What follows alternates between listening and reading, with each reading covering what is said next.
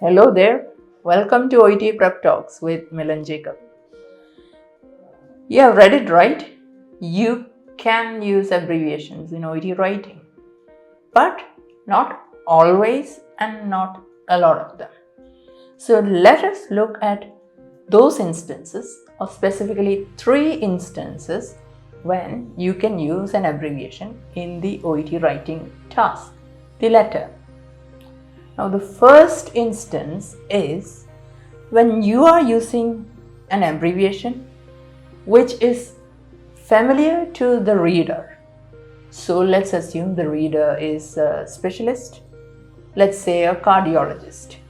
You are writing about an MI, myocardial infarction, which a cardiologist definitely is an expert on. So, you can use MI or anything related to that specialism. For instance, you can use a STEMI, for instance, or you're writing to an orthopedician, you could use OA for osteoarthritis. Again, the orthopedician or the orthopedic surgeon would be familiar with osteoarthritis and the abbreviation as well.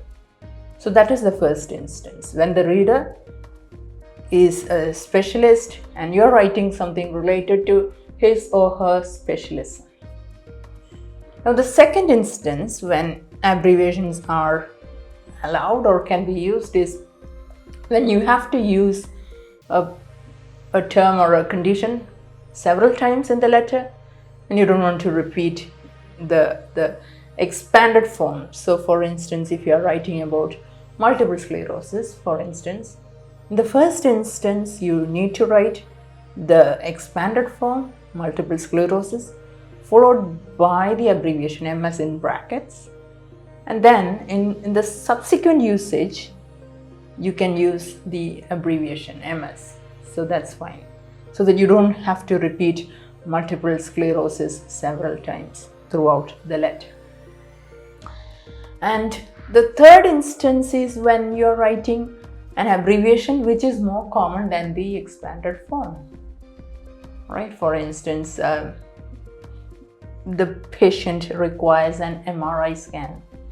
That's perfectly all right, because typically you use an MRI instead of you never say a magnetic resonance imaging, even in the professional domain. So the abbreviation is pretty well accepted. That's the norm, or an ECG for that matter.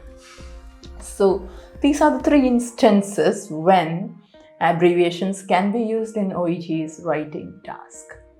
Remember, it's a formal writing and too much of abbreviations will not be good at all. And I'd also like to talk about instances when people misuse abbreviations. For instance, in order to reduce the word count, if your letter is pretty long, then don't use abbreviations. That's not acceptable. And avoid using abbreviations which may have multiple variations, like AF or AFib for atrial fibrillation, or QID or QDS. Both are the same, 4 times a day, but they are two separate abbreviations used in different parts of the world, and in some countries, for instance, one might be preferred over the other. So it's not standardized across the globe. So it's better to avoid those kinds of abbreviations as well, right? So I hope this has made it clear, and you now know very well when you can use abbreviations and when you cannot use abbreviations. But overall, remember, the letter, being a formal piece of writing, shouldn't have a lot of abbreviations. When you use them from the 3 instances, when it is appropriate, keep it to the minimum so that it looks like a formal letter indeed. So best wishes for your OET preparation, and score high with all these tips, tricks and